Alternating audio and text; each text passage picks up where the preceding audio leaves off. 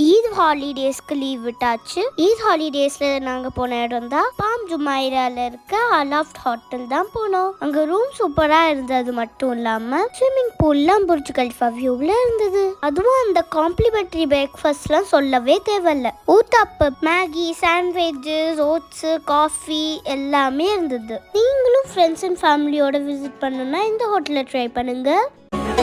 எப்படி இருக்கும்?